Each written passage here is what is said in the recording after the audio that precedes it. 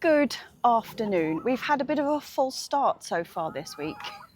I know, girlies, I know, shush. They're amassing because they know I've got a treat for them in here. I know, girls, yes. Hey, girls, I know, what's this? What's this, girlies? I'm not even going to take it out of the pot for you, girls. It's all for you. There you go. Yeah. Extremely happy chickens. Yeah, so I've actually got some catching up to do with you or for you because we were up here yesterday and we did quite a lot of work on one bed. We planted out the Thai basil. I ummed and ahed about this. I didn't know whether I was going to plant it out or just leave it in those boxes and just keep watering them and feeding them in the boxes, because obviously if they're in those boxes, they need a bit of feed. But I ummed and ahed about whether I was going to plant them out, leave them in there, or even stick them in the polytunnel, because normally we grow the Thai basil in the polytunnel. But this one has been grown outside the whole time. Like, apart from the fact that I germinated it at home in the conservatory, it's been growing outside the whole time. So there's not going to be an issue with it.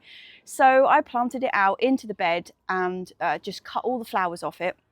So we've now got an enormous bag of Thai basil that I'm not really sure what to do with. I mean, using it fresh is one thing, but there's only so much of it you can eat. We actually have like a proper full-on bag of it.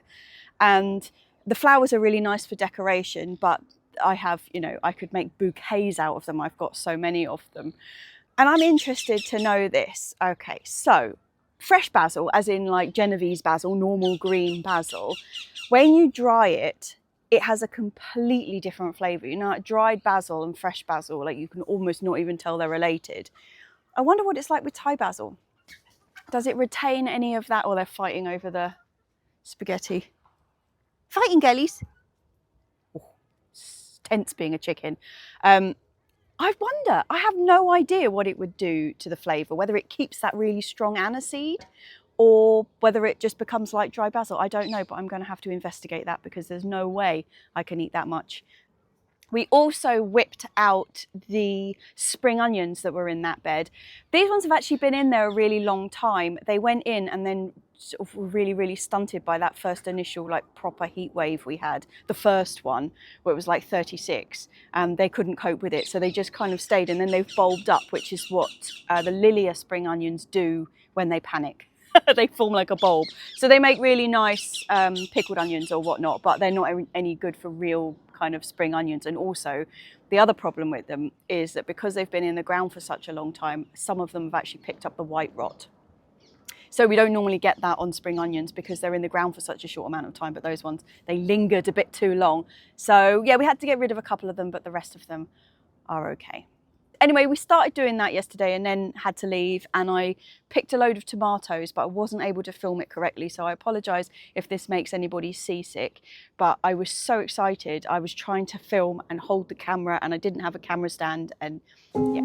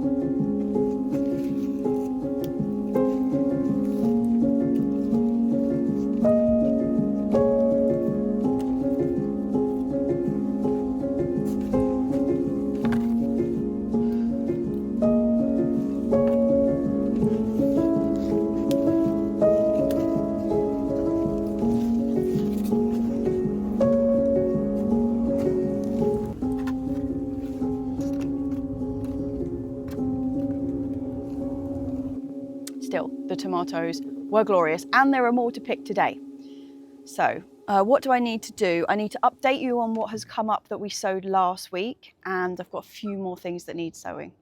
So this is the chimney wrapper that we sowed not last week but the week before, but you can see how quickly it's coming up because sowed it 2 weeks ago. Last week I showed you it was just like this big with its seed leaves, and now we've got proper full-on leaves all the way across. It's slightly unevenly sown, and I'm not sure whether that was me or right after they came up, some animal just had a little snuffle. It wasn't terrible, had a bit of a snuffle around, and I think that might be these like paths that you can kind of see. I know that corner definitely got by whatever it was, but these are still germinating. Like there's still some coming up in these spaces, so I probably will have to thin these out. I'll let them get slightly bigger because then they'll be perfectly good for eating as is. But yeah, I'm really chuffed with that. And then we also sowed some stuff in the top bed last week. That was up here. So it was, what did we sow? This is definitely peas. So we've got peas coming up here, got really good germination on them. I'm very pleased. This one is a green Chinese leaf that I think is the green Mizuna that is a Frankie seed one with the really thick stems. I think that's what that is. And this one is a purple one. What was that? Do you know what? I'm going to go and find out what they were, and I'm going to go and get some labels and put the labels in. I have clarified. Yes, this is the green Chinese Mizuna that looks really fantastic. First year growing, that one Frankie's seeds. This is the Kelvedon Wonder peas, wonderful. And this is the red Mizuna. Fantastic. Also, the leeks all look like they've taken. There's a couple of gaps where I put really, really tiny ones in and they haven't taken. But overall, for a set of freebies, that's excellent.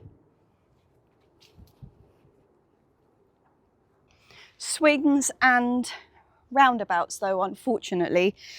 This bed was looking really, really good. So we have in here, supposedly, spring onions, 2 rows of beetroot, 2 rows of radishes, a row of turnips, a second row of turnips that Mum sowed, was it last week or the week before, 3 more rows of beetroot, and then this is where I sowed the purslane.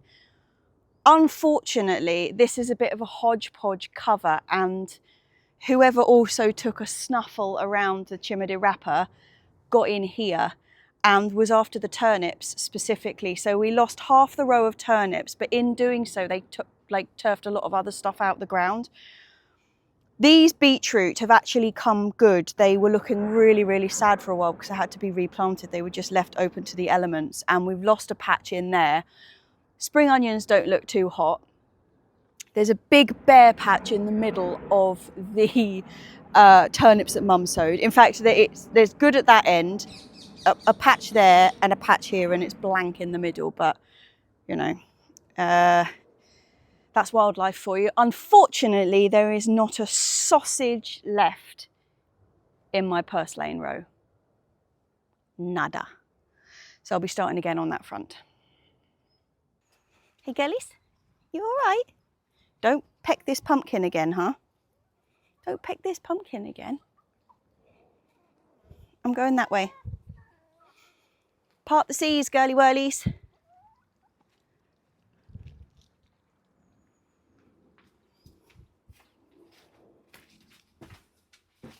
Got some decent germination in here though. Agretti looking fantastic, and I had my first really decent picking of Agretti yesterday off the second sowing, which are the ones that we've got at home that were at Hampton Court. Oh, God, they were delicious. So I just had a beautiful piece of cod with like a butter sauce and then a big pile of Agretti on top and some Dauphinoise potatoes. And I can't even tell you, it was out of this world. So I'm very excited about these. I'm going to get another sowing in as well. I think I've still got time. It's not something that I've grown. This is obviously the first year that I've actually been successful with it though. So I don't know when's the last date I'm going to be able to sow it, but I want succession because it's absolutely beautiful. And once it gets going, once you get that germination, it's pretty much like disease resistant, doesn't mind any of the drought. It's quite happy being sort of sad and dry and only being looked after occasionally. It's been such a great thing. I'm so chuffed with it. Absolutely nothing has come up in my lungo onions that I sowed. It's just weeds. There are things coming up. It's not onions. Thai basil is coming up though. That's good. We should have another wave of that. These ones probably will go in the polytunnel, and then I'll hope to try and keep them going a little longer into the winter, or past what the ones out here are doing. Pak choi, not impressed with the germination of these. I've got, what, out of that whole thing, I've got 1, 2, 3, 4, 5 pak choi. Not much good. Nothing really happening on the spinach front. Oh no, I take that back. We have 1 spinach, no parsley, and excellent spring onions.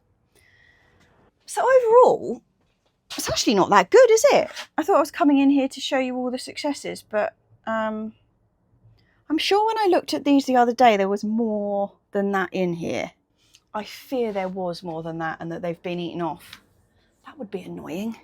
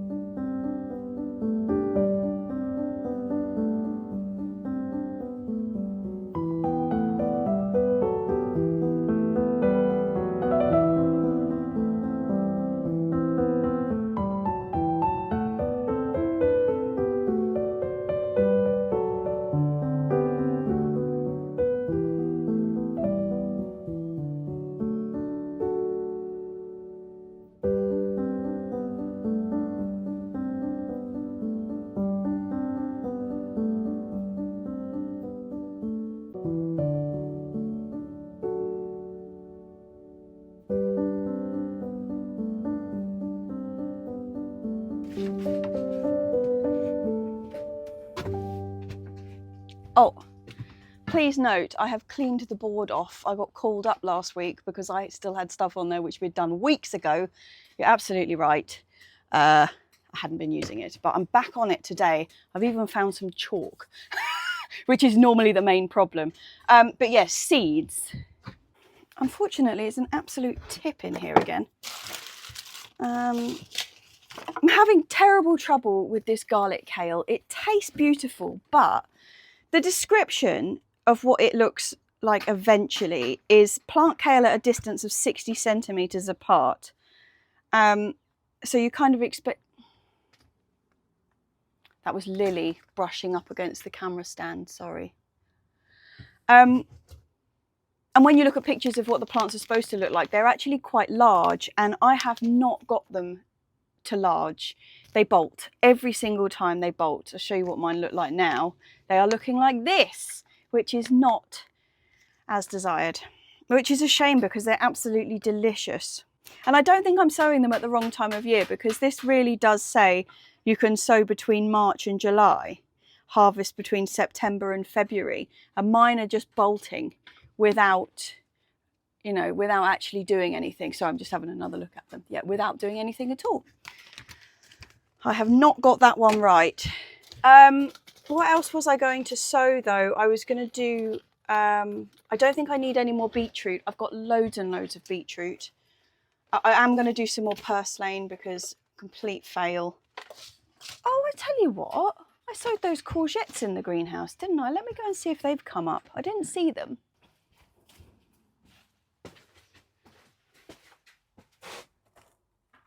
No, They have not come up. No, nothing. Well, chaps, no. Those courgettes did not come up. And actually, I think it is probably a bit late now, what with it being like actually August. So I don't think that experiment has got legs, unfortunately.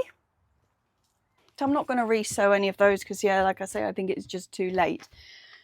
Purslane. I was going to sow some okra, wasn't I? But where is that? Vanished along with everything else. Where's my okra? I'm going to do some dill as well because dill is one of those ones that I just really struggle to grow. I don't know why. It's a bit like coriander, I think. It's once you get the knack, you'll go. We grow coriander really fantastically in one place, which is under the Enviromesh in the carrot box. Other than that, I can't grow it anywhere. That's why I've been trying the experiment of getting it to self-seed in the polytunnel to see if that's any more successful, because sometimes when you can get things to self-seed, the plants are just so much stronger. On shaking the seed packets and the girlies think it's dinner, so I'm going to move on.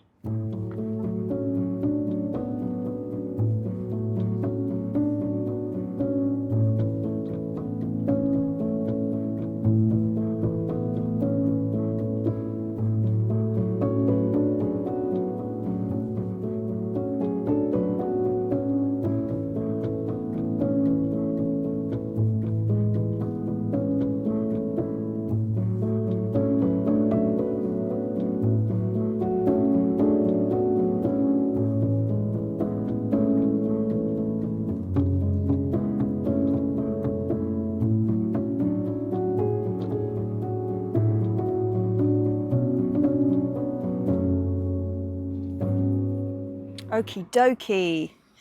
I must remember when I go home that I need to order some more, you know, the craft lolly sticks, the big fat lolly sticks for labels, because I've been reduced to plastic labels, which is not something I normally do.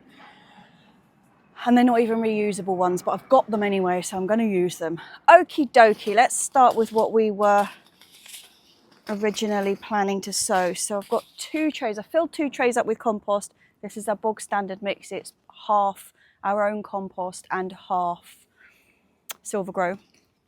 I found Silvergrow to be the best peat-free compost out there, but it still, you know, leaves a lot to be desired. But it does work really well mixed 50-50 with homemade compost. So I'm actually quite happy with the compost mix at the moment, which is excellent because we've had a couple of years of pretty pants compost. Okay, this tray, which is the one with the smaller holes, is going to be mainly brassicas. I've got the Minestra. I'm really hoping that we're still going to get good germination on this. This was, oh, how many years ago was it now? 2 years ago that we went to Amalfi and picked this up, and it's been such an outstanding crop for us. I'm going to just sow 2 in each cell and hope. If not, oh dear, I'm going to have to go back to Amalfi to pick up some more seed. Woe is me. That's a bit dramatic. I think you can probably buy it. In fact, quite a few people have contacted me to say that it's the same as Spigarello. It's not the same as Spigarello. I've spoken to a person who grows both, and it's not the same as Spigarello, but I'm actually going to sow some Spigarello in here. Some of these seed do look a little bit elderly, actually. You know, they start to lose their really good texture. Oh well, we can only hope. So that is the Minestra. So the difference, as far as I'm aware, between the two is they're essentially the same in terms of like they're a sprouting broccoli Italian vegetable. This is the Spigarello. Now, I think flavour-wise, they're probably going to taste really similar. That's my guess. This is my first year growing Spigarello. But it was just, the Minestra was just so beautiful. It was a pure pleasure to look at and eat on the plate, and it kept it retained its beautiful like curly shape when you cooked it, so that you got like loads of sauce on it. A bit like, you know, like a fusilli pasta, it picks up all the sauce. Anyway, this is the Spigarello. I'm going to sow this in exactly the same fashion. I'm going to label that one first. Yeah, man. Right, Minestra. Okay, this one's going to be Spigarello. At least this way we will be able to actually check out the differences if it goes beyond just those beautiful little spiral leaves.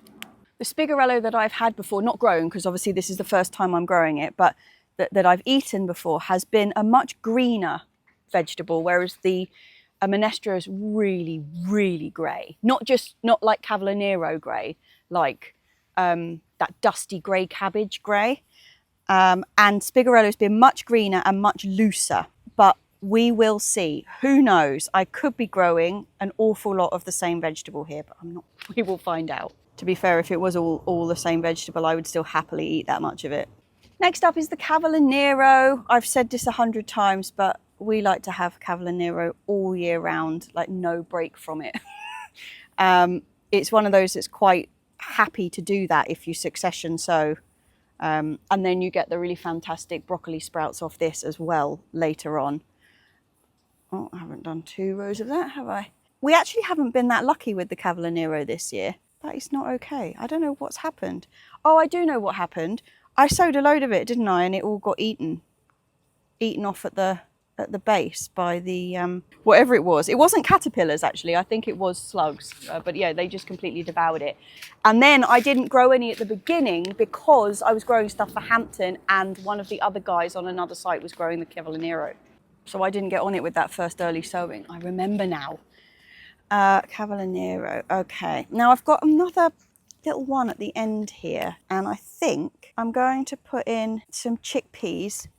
I'm not going to put in chickpeas. I'm not growing chickpeas. I'm going to put in some okra. I'm going to direct sow okra as well, but I've got a little spare bit on the end here, and I think I might just give it a go and we'll see which way turns out better.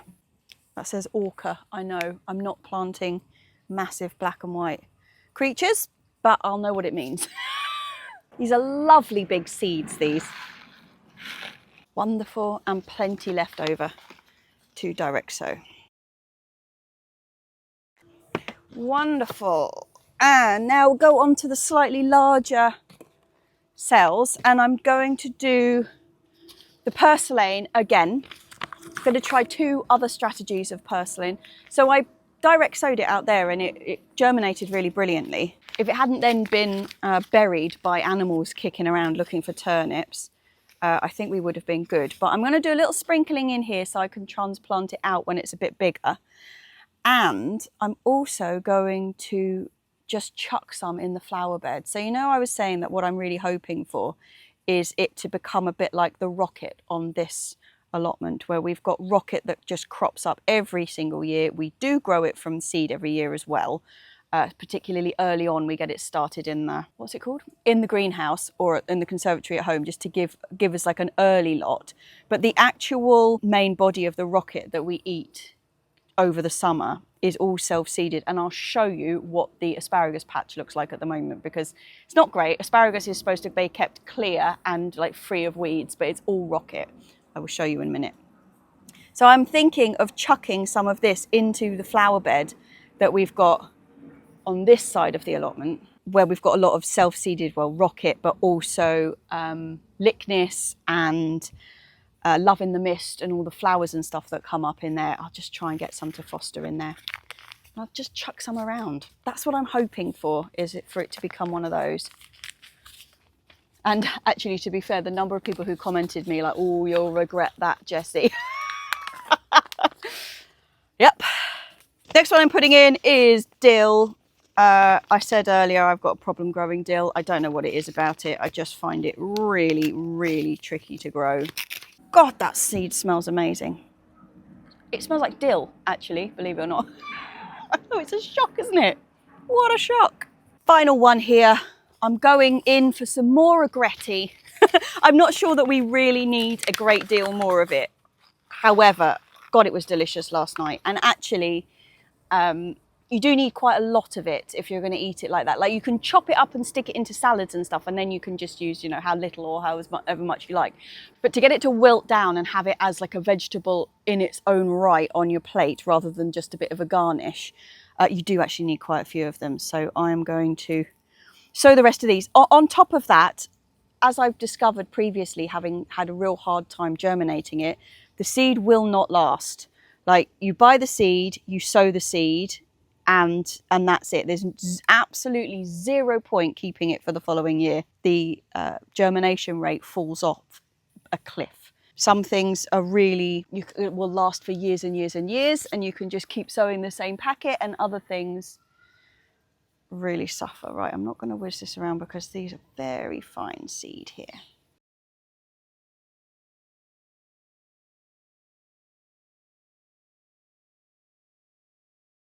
Tell you what I was going to tell you. So when I was up in Newcastle for Hannah's thing, the next morning I went out for lunch at Pho. Do you know Pho? It's like a Vietnamese chain like restaurant, but it's excellent for a hangover because you can get a really big bowl of like perfectly clear, beautiful noodle soup with loads and loads and loads of chili in it, which will just blast any hangover. You've got to smithereens, which is exactly what it did for me, which was good because then I had to get on a 5-hour train journey and I didn't want to feel like pants on that. But yeah, so I was in there, and do you remember the water spinach that we grew at Hampton? It was in the galvanized tank, but then I'm also going to try and get growing in our pond, and also that tank is coming home to the back garden, which is another project we'll be doing fairly shortly actually, but they had it on the menu. Yeah, so I ordered that additionally. It was absolutely delicious, and obviously I had garlic and again more chili on it, but oh, it was so beautiful. It was absolutely delicious. So yeah, I'm now even more excited about getting that growing, and like I say, I'm going to get that tank into the back garden. We've got a lot of work to do in the back garden over the coming months. We did actually do a bit of work in the front garden the other day, just tidying it up really because it was looking like a shambles, and either side of us, both of our neighbours have like put quite a lot of effort into the front of their house, and it was a bit like, oh, this is just looking embarrassing now. So yeah, we sorted that out, but we've got a lot of work to do in the back garden, and we'll be doing that on here. So yes, installing the tank and installing a water spinach farm hopefully, because I want loads of it. Okay, let's get these in the greenhouse.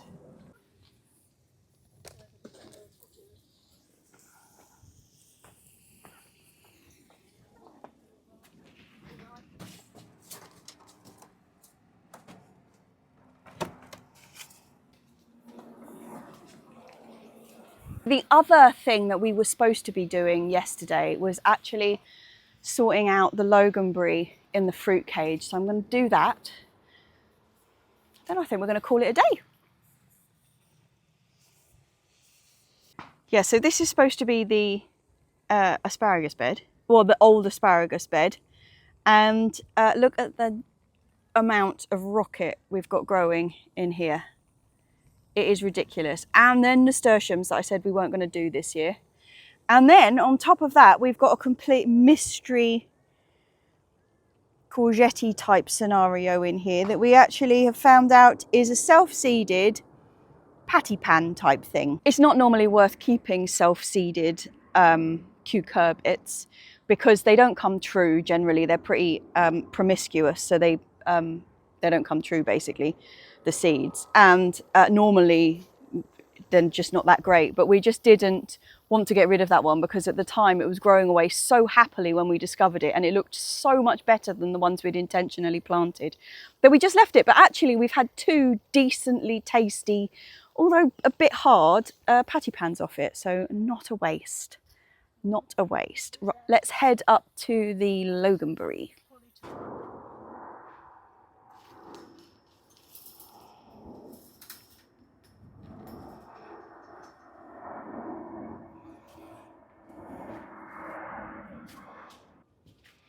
It's always good when things have got a really simple pruning regime, should we say.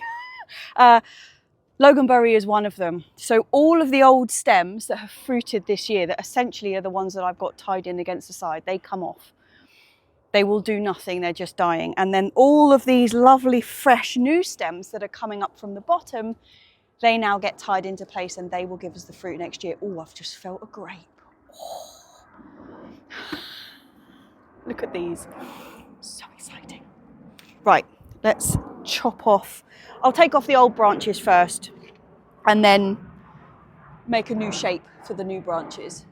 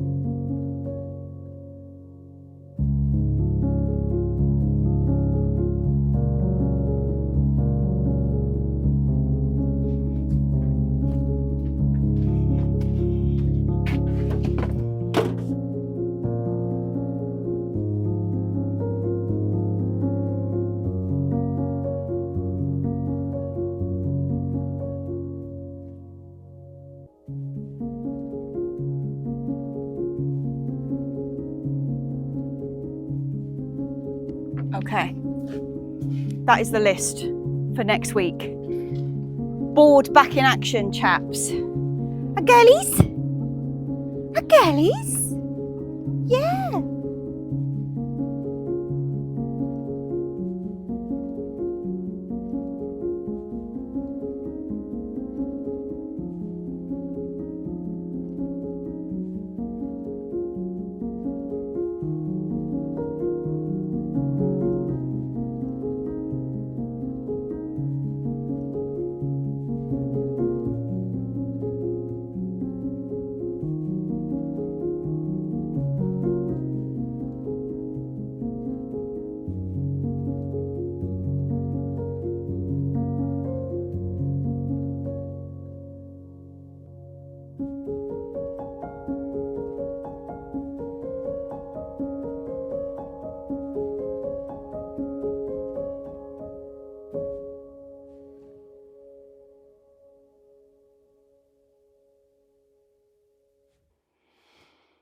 Cheers, chaps. We've been doing a lot of sowing this week, and actually quite a lot of it not on camera. So much of it is repeat sowing. Pak choi, Komatsuna, the stuff that doesn't appear to have done very much in the greenhouse has all been re-sown, which is handy. I'll put a list underneath of the other stuff that I've sown. Also lettuces. So lettuces won't germinate in the heat, and Mum sowed a couple of repetitions of lettuce, but they were in the greenhouse and it just got too hot for them. Although I don't think it would necessarily be that hot for them now if we sowed them. I've sown another lot outdoors, so hopefully we'll get another wave of lettuce, because the first lot came and went and we ate them all, and then the second lot came and went and we ate them all, and then from that point we've been having a bit of a troubles getting them past either the heat to get them to even germinate, and then once they've germinated, the slug army have been descending on them. That's the one thing, it's like you put them in the greenhouse, they're better protected from the slugs, but it's too hot for them. You put them outside, slugs get them. Instead of win-win, it's lose-lose. But yeah, we desperately need some more lettuces, because at the moment we have just a barren wasteland where there should be lettuces. We've got some coming that are like small and planted out. but nothing that's kind of formed a proper head yet. So yeah, we're barren lettuce land at the moment. Disaster. And we've got all these tomatoes and cucumbers, no lettuce to have with them.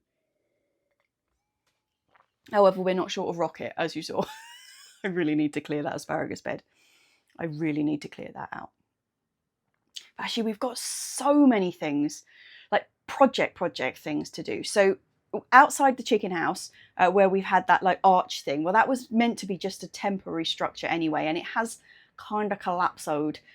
So I need to rebuild that. I've got lots and lots of wood left over from things we were building that are kind of half cut, but they're probably going to be okay to build a little extension out there, because at the moment Mum has to go in like this, and then to open the door she has to lift the roof up to get the door open, so it's not ideal.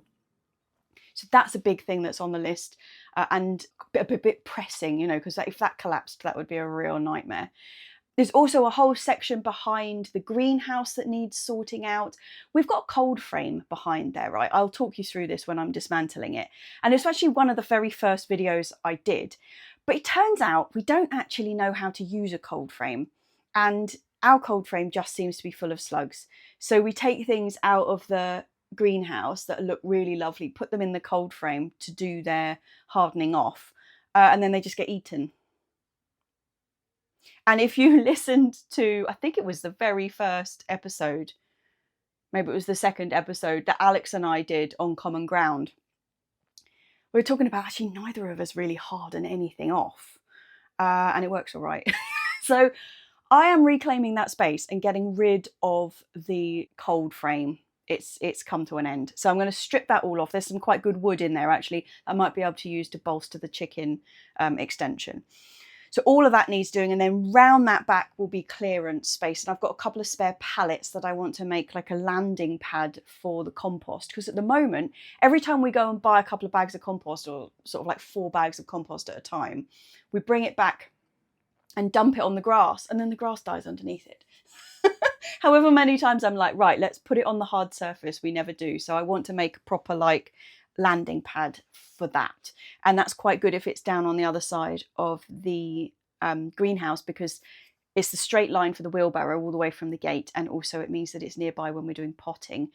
Talking of potting, I've also got to sort out the potting bench that's attached to the side of the shed. All of that bit needs to be redone. There is so much that needs to be redone. It's quite exciting. It's like full-on sowing time. The second big push of sowing, loads of stuff going in now, because we've got like the tail end of the summer stuff. Short season summer stuff can still go in now, and then you're getting the second wave of the things for autumn, and also the stuff that's going to be doing you next spring. So it's all go. It is all go. And funnily enough, the one thing that Mum really desperately wants to do is chop back the gooseberries, because they're just like hairy monsters. And I was like, well, go and look it up in the book. It's like, no, they're not supposed to be pruned right now. But I was like, you go and have a look in the book. Looked in the book, middle of winter. She just came up here earlier. She was like, yeah, we can't prune them to the middle of winter. So I told her just to hack the ones that are really annoying off, and we'll sort them out then. Anyway, I have ordered the lolly sticks, so any more sowing that we do, I will actually be able to adequately label them. And talking of Common Ground, there's been a big old delay on episode 4 because of the drought. We had no rain for all that time, and then basically the day that we were supposed to be recording it came rain, and Alex was like, I'm sorry, I've got to get to the farm. So he's been busy sorting stuff out, but we have recorded it. I've just got to edit it now, so that's good. JB's on it, which was nice. We're talking about harvests actually, and gluts and all of that kind of stuff. So it was actually a really interesting chat. We were talking to JB about his like what he does with his chilies, because you know he's a bit of a chili fiend. Yeah, so that was really good. So what else have I got to tell you? Oh, more projects really. Basically, I said earlier that we're doing the back garden, and we're doing the back garden. It's going to be a bit of a long slog, that actually, and at the moment I'm just trying to find adequate raised bed edging, because we want decent raised bed edging, metal probably along one side, and everything I can find is only like 15 centimetres, you know, like lawn edging, and I want something really nice and deep. So I'm looking for that at the moment. Once we've got that, we'll be cracking on out there and getting the water installed. You know, we're going to be using that tank that was at Hampton Court as water harvesting so that it comes off the shed straight into that. That's going to be really exciting. We're also going to be installing water butt round the side of the conservatory, so we'll be collecting water off both of the roof sections, you know, in the garden, which is important, especially when we've had a summer like this. Just, it's so upsetting when you see the rain just like disappearing off when it's there, and we need to collect it, like shoving buckets underneath the leaky guttering and all that kind of stuff. So yeah, we're going to improve all of that, but that is going to be a bit of a mammoth project. It will probably run into the autumn. So what else did I have to say? Not a great deal actually, chaps. I think that's us done. This has been a really chatty vlog. So when we were up on, she says, launching into another chat. When we were up there the other day and I said that we had to leave, it's because Mum took some antibiotics, and she's not allergic, but one additive that they put into the antibiotics, so it's amoxicillin, but there's something extra that they put into it, makes her as sick as a dog. And for some unknown reason, you would think that if you know that happens to you, you would be quite conscious of it. You would make a note of what it is and you wouldn't take it again. But oh no, she took these pills, and we were up the allotment and she was suddenly like, oh, I don't feel so good. So yeah, then it was a quick rush, like grab the tomatoes, get the girlies in, get Mum home. So that took up sort of 2 days. She wasn't very well for a while after that. I know, why did you take the pills? So it's been a bit of a manic week actually, and I don't really know why. It doesn't feel like we've done anything. But next week, I'm quite excited because I joined a new ceramic studio like 2 months ago, and I haven't been able to get in there yet. First of all, it was Hampton Court, and then it was all the tear down of Hampton Court, and then this month has been unexpectedly busy, whereas in my calendar, like when I was looking ahead, I was like, right, I'm going to have a really fantastically relaxed do nothing July, just like settle down. After the show was finished, I was like, right, I'm having a bit of time off. Well, it hasn't happened. It absolutely hasn't happened. We've been to Torquay, Newcastle, I went out to Reading, Mum's been ill, I was ill. It's just been, yeah. We've had podcast drama, you know, it's just like, yeah, it didn't really work out that way. So I'm hoping that August is going to be a little bit more relaxed. And I'm going to get into the studio. That's what I'm going to do. More pots need making, chaps, more pots. Yeah, so I'll say cheers. Thank you as always to the Monday Club.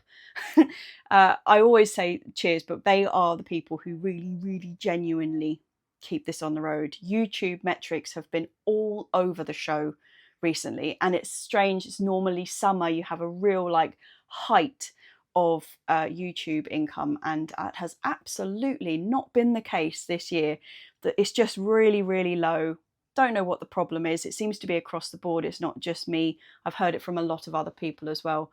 So Patreon has been keeping me afloat. So enormous cheers to the people that you see at the end of this vlog. Everything's going well in the garden. Cheers, chaps. I will see you next week for some pretty full-on action, I think, actually. If my to-do list is anything to go by, it's going to be a busy week. Cheers.